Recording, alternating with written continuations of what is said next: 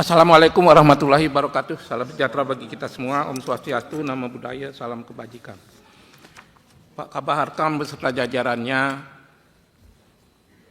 mencintai polisi berarti harus mengkritik sekeras-kerasnya tapi mendukung sekuat-kuatnya agar tidak ada kesalahpahaman.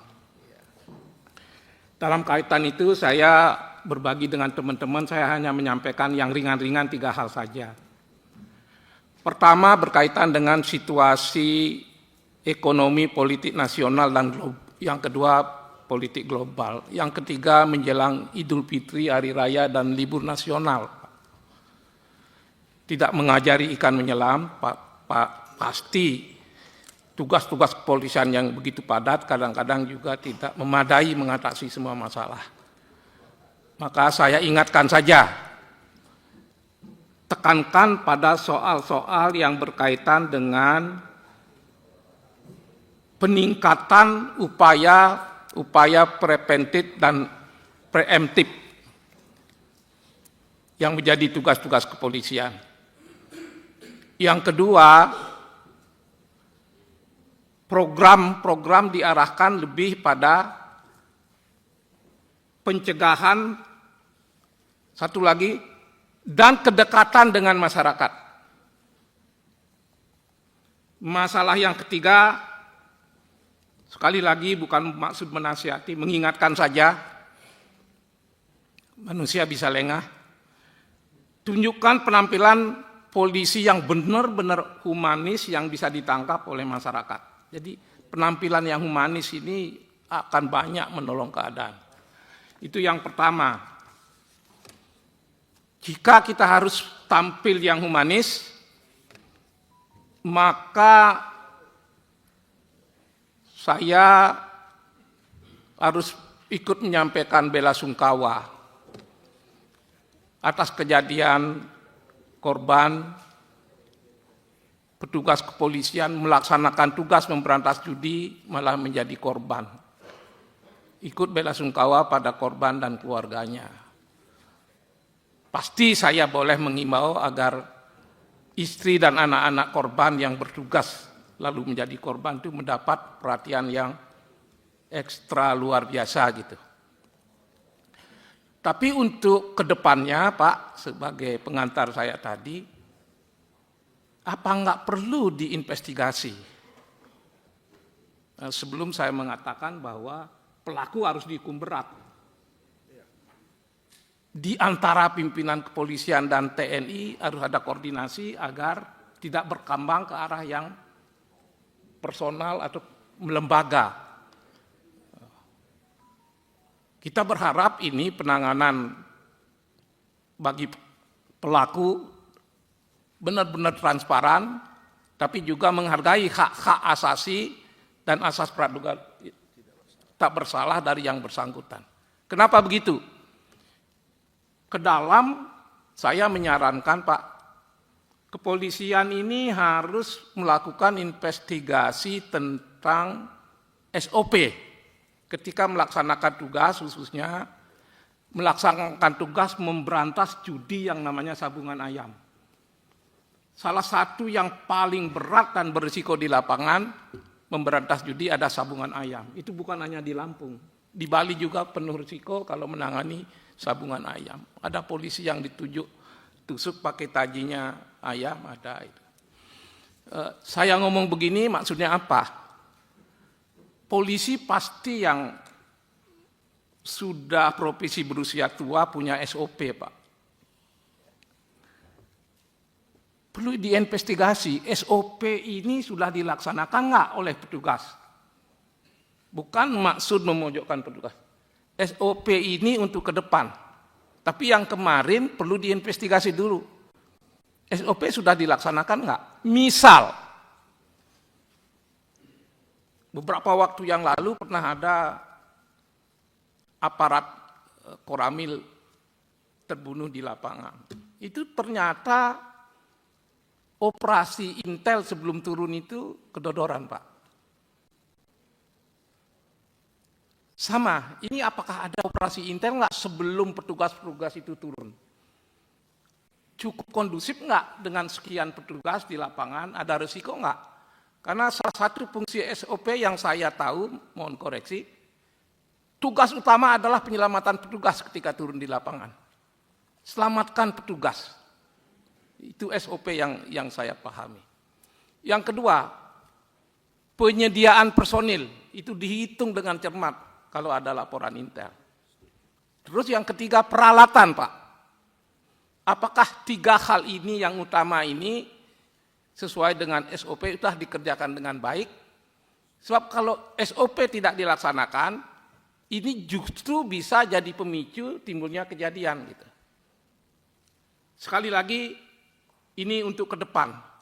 Sekali lagi, saya ikut bela sungkawa atas korban. Dan kami akan terus berwacana agar pelaku itu diberikan hukuman yang setimpal, yang seadil-adilnya. Yang berikutnya, efisiensi anggaran.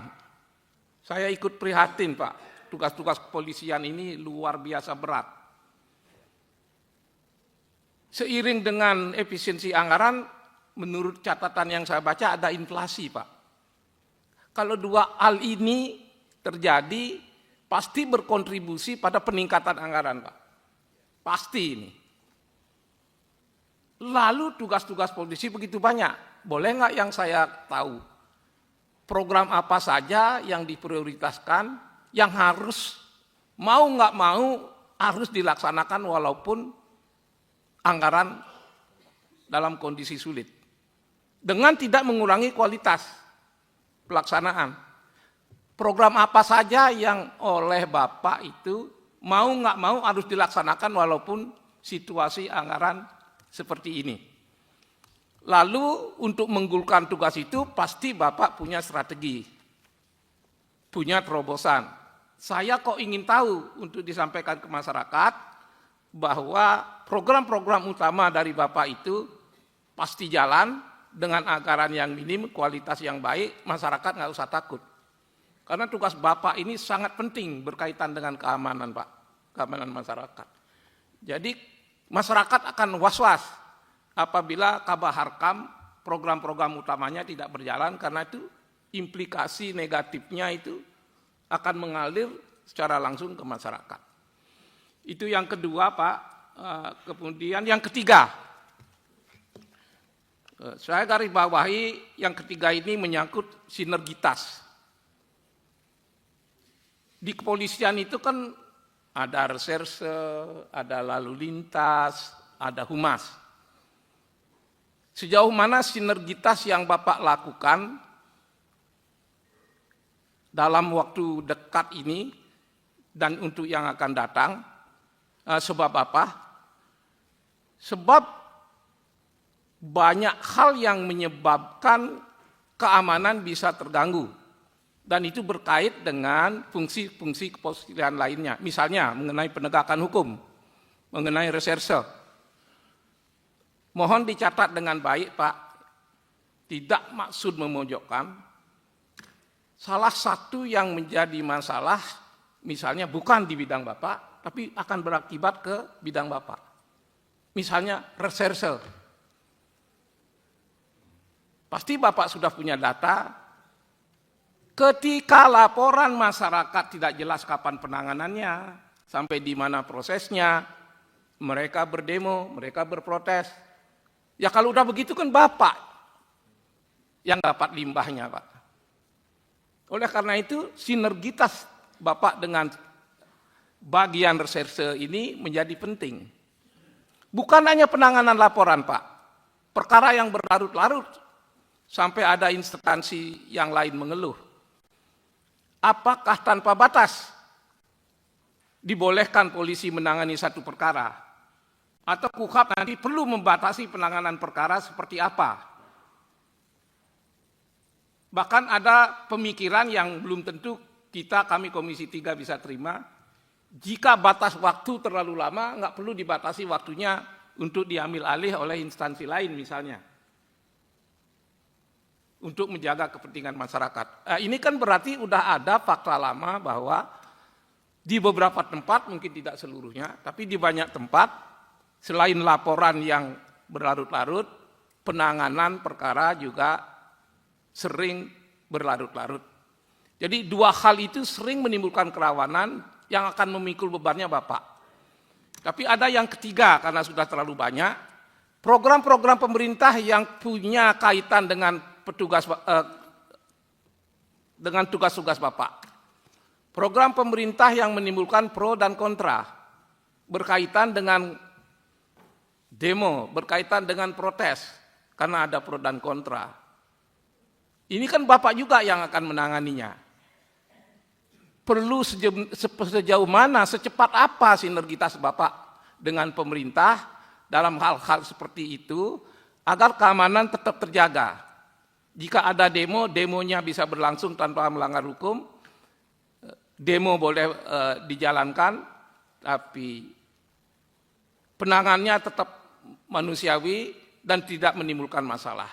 Sekali lagi, program pemerintah, penanganan pemeriksaan perkara, dan penanganan laporan. Ini mohon dapat perhatian dari Bapak. Terima kasih pimpinan. Berikut Pak Hinca. Ya, Pak Hinca sebentar ya Pak ya. Terima kasih. Pimpinan dan sahabat-sahabat semua, Komisi 3 yang saya hormati, Bapak Kabahar Kam dan seluruh jajaran, 24 jajaran utama yang hadir. Saya ingin mendalami dan mencoba merespon apa yang sudah disampaikan dalam rapat kerja kita ini tentang mengawasi pelaksanaan